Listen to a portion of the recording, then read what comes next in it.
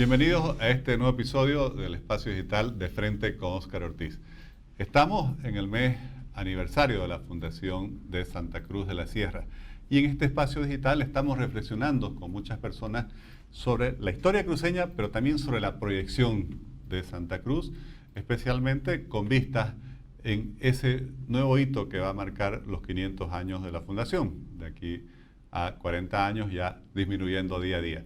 Y el otro día leí un texto, una transcripción de una conferencia que dio una persona que valoro y aprecio mucho, Enrique Fernández, que me pareció muy interesante desde el título, Santa Cruz como propuesta de vida en común. Enrique, muchas gracias por aceptar nuestra invitación. Gracias, Óscar, por la invitación y por supuesto es un gusto estar en este interesante espacio. Bueno, quisiera comenzar justamente por este título, lo que me contabas, que fue una transcripción que hice en una presentación tuya. ¿Cómo ves esa propuesta cruceña de vida en común? A mí lo que me interesaba era subrayar la necesidad de pensar lo que nos ofrece Santa Cruz, pero desde un punto de vista racional. ¿Cuál es el problema que a veces encuentro? Se podría sostener en resumen que hay muchas personas que aprecian vivir en Santa Cruz, consideran que es algo importante, pero tal vez colocan el acento en la parte emotiva, sentimental, dicen que aman esta tierra y en consecuencia nunca la dejarán.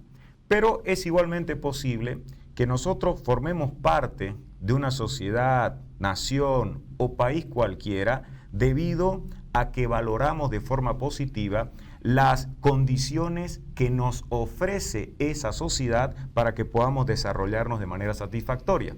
De tal modo que se puede analizar qué nos ofrece Santa Cruz en términos racionales, buscando lo que en su momento destacaba José Ortega y Gasset, cuál es aquella propuesta o proyecto sugestivo de vida en común. ¿Qué nos ofrece? Y yo ahí, en síntesis, decía que su propuesta tiene que ver con un aspecto ligado a la modernidad, al igual que a la solidaridad. Eso era lo que pretendía subrayar. ¿Qué nos ofrecía? Y a partir de aquello, sí cabe defender pues la importancia de contar con esa posibilidad.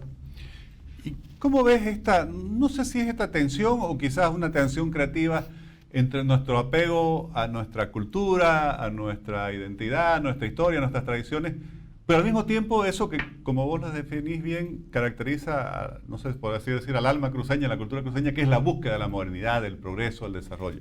Claro, lo que pasa es que hay que entender que los países latinoamericanos, entre otras naciones del mundo, lo ha analizado H.C.F. Mansilla, para mencionar a uno de los filósofos que se han dedicado a esto, han estado marcados por un proceso de modernización.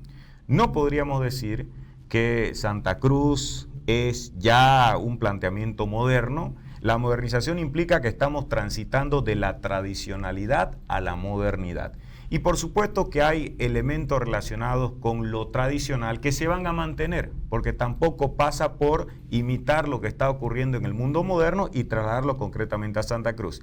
Y hasta cierto punto no encontraría ningún inconveniente en que, por ejemplo, alguien diga hay que contar con un día de la tradición cruceña, es importante que las personas aprecien la música o la comida de estos lugares.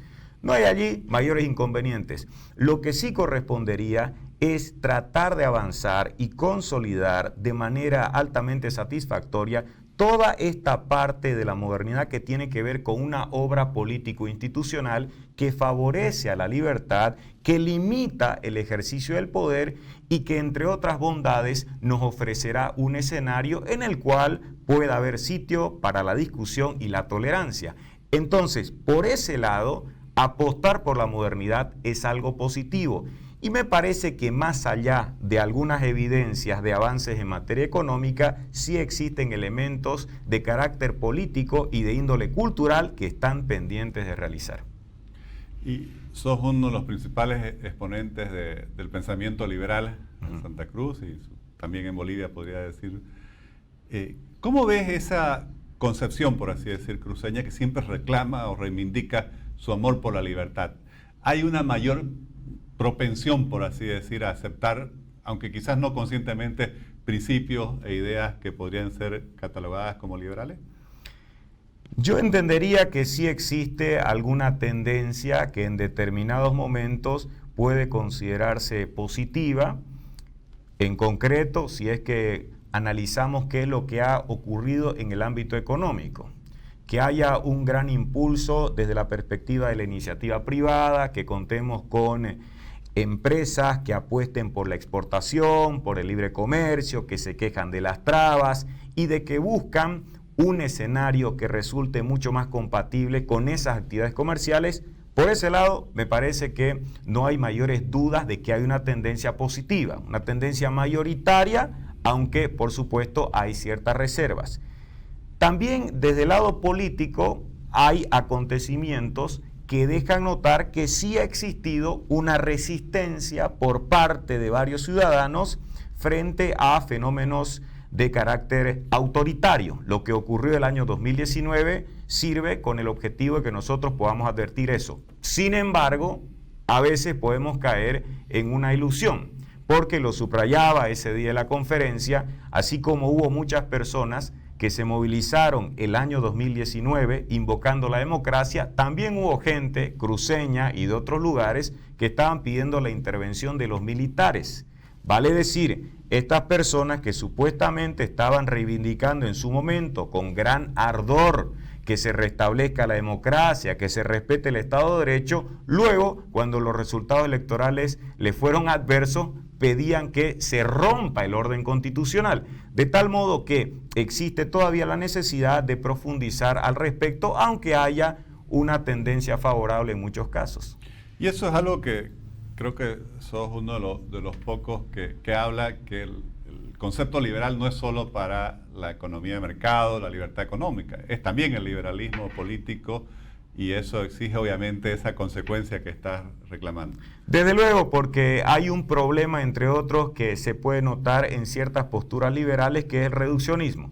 Puede haber un reduccionismo económico de tal forma que yo sostenga que lo único importante sea el derecho de propiedad privada y nada más, o que me permitan realizar ciertos negocios y me olvido de lo demás. Sin embargo, a mediano o largo plazo, en algún momento yo voy a resultar afectado si es que no se me está ofreciendo, además de una protección del derecho a la propiedad privada, la protección del derecho de acceso a la justicia. Porque frente a quién voy a reclamar, si solamente se me protege mi negocio, en resumen, y después cometen abusos las autoridades, si yo no tengo el derecho que me permita acceder a la justicia, reclamar el debido proceso, el derecho a la defensa, yo no podré en ese caso contar con una vida más o menos satisfactoria. Pero por otra parte, puntualmente, tampoco podría yo admitir los otros reduccionismos. Que el liberalismo sea solo una cuestión política. No, la economía, el derecho de propiedad interesa y mucho. Yo no podría entender la libertad sin esta dimensión relacionada con la propiedad privada. Y lo último, en el liberalismo igualmente pesa la ética, pero no solamente tiene que ver la ética, porque si solo le vamos a dar atención a la ética, podríamos caer en los excesos del moralismo y del paternalismo, censurando cualquier decisión que sobre la vida buena alguien tome. Así que es una visión integral y no reduccionista. ¿Y cómo ves el concepto de sociedad abierta que planteó Popper dentro del desafío que tenemos de hacer realidad esa propuesta cruceña de vida en común? Sin lugar a dudas, es un objetivo por el cual vale la pena luchar y hay mucho por hacer. Está claro que existen en ocasiones obstáculos desde el punto de vista de las grandes decisiones que se toman en una sociedad. Es cierto que toda sociedad, ya lo decía Ortega Gasset, tiene minorías, tiene élites que están marcando el rumbo a seguir. Eso tenemos que reconocerlo, es parte de un hecho que nos muestra la realidad social.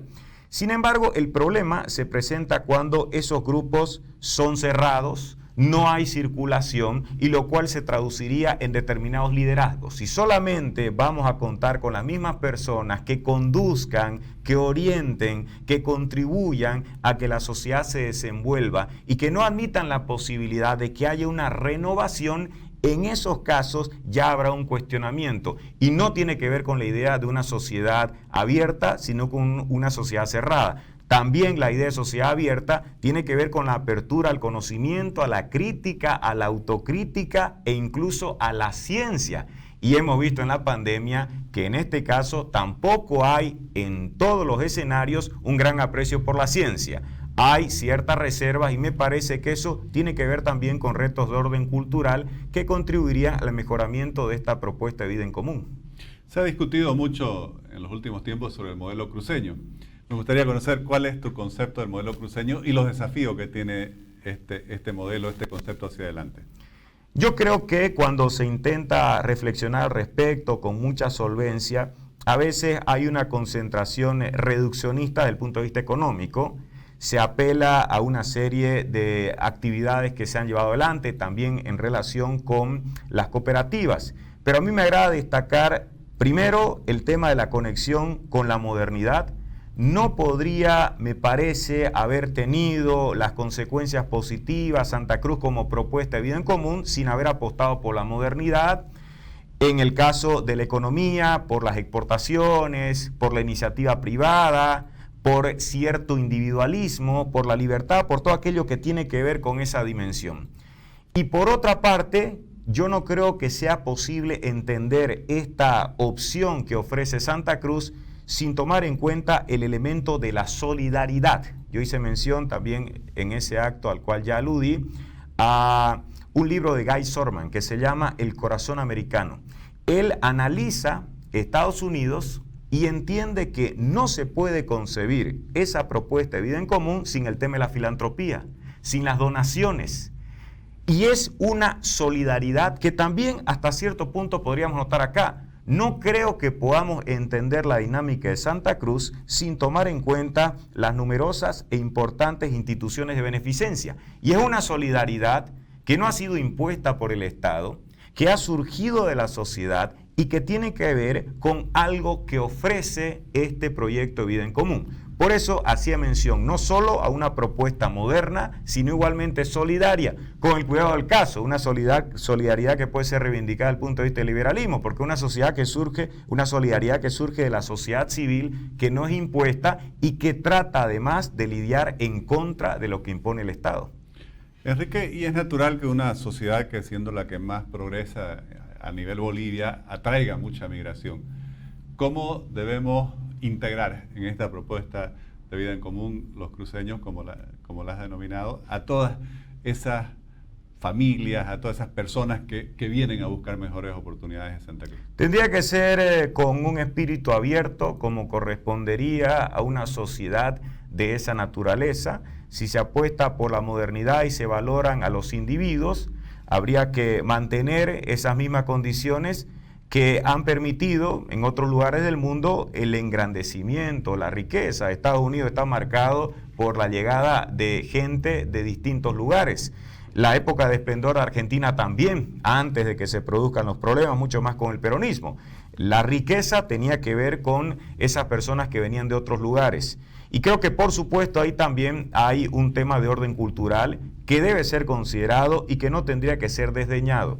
Lo referente a la discriminación, a las visiones prejuiciosas, porque eso no podríamos negarlo, también forma parte de la realidad social, aunque afortunadamente es un problema de orden cultural que no nos condena a repetirlo. Los problemas culturales pueden ser afrontados y resueltos, aunque demandará de mucho esfuerzo con ese propósito, pero no estamos condenados a repetir estas prácticas. Y yo creo que si hay muchas personas que continúan renovando el panorama que nos ofrece la sociedad en Santa Cruz, es porque no hay tampoco un panorama tan insoportable o inaguantable. Habrá espacios que permitan mejoras, pero también hay condiciones que son valoradas, de tal modo que su permanencia y la continuidad a través de sus generaciones venideras sirven para demostrar que por el momento sí hay una oferta, hay una propuesta de convivencia que resultaría mucho más interesante que en otros lugares. Enrique, y para terminar esta conversación me gustaría pedirte que nos pudieras compartir la referencia que has hecho tanto en tu presentación como creo que escribiste un artículo, un ensayo al respecto, sobre ese aporte de este gran filósofo cruceño, ¿no?, que es Mercado, sobre esta construcción de la visión cruceña. Manfredo Kempf Mercado, que vivió entre 1922 y 1974, él escribe un artículo el año 1966 sobre Santa Cruz y la vida histórica. Lo que hace en ese momento es pensar acerca de cuál es el futuro de Santa Cruz y qué es lo que está ocurriendo actualmente con esa sociedad. Y en resumen, él dice, Santa Cruz está encaminándose hacia el progreso.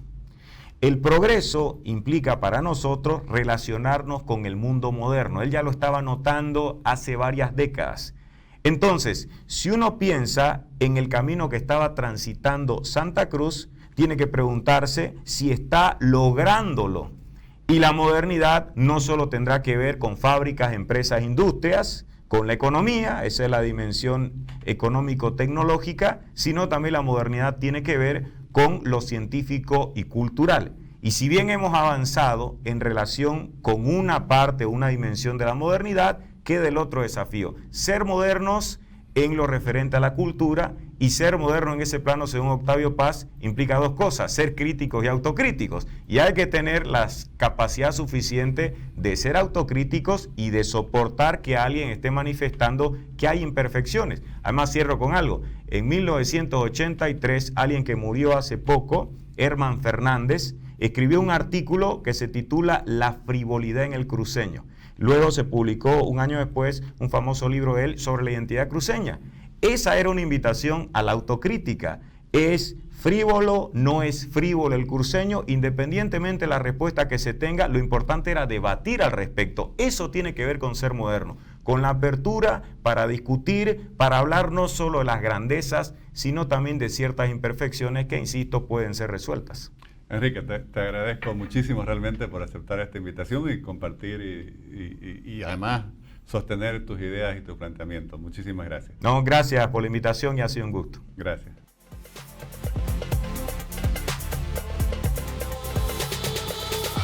Toda sociedad que crece, que progresa, que desarrolla, es una sociedad que reflexiona, que discute, que debate sobre su situación actual, sobre hacia dónde quiere llegar, sobre cómo lograrlo. Por eso es tan importante escuchar a pensadores como Enrique Fernández García, quien siempre se caracteriza por la profundidad de sus análisis y planteamientos. A mí particularmente me gustó mucho el título de esa presentación, Santa Cruz como propuesta de vida en común, y el asociar esa propuesta a la búsqueda de la modernidad, que a mi entender es justamente la fuerza motriz que ha impulsado todo este gran dinamismo que ha logrado una transformación realmente muy notoria, muy profunda y muy sustancial en la realidad boliviana a través del progreso del departamento de Santa Cruz y las oportunidades que ha generado para cientos de miles de familias que han venido a todo el país y se han integrado a esta visión común de desarrollo. Les agradezco por habernos acompañado en este nuevo episodio del Espacio Digital de Frente con Óscar Ortiz.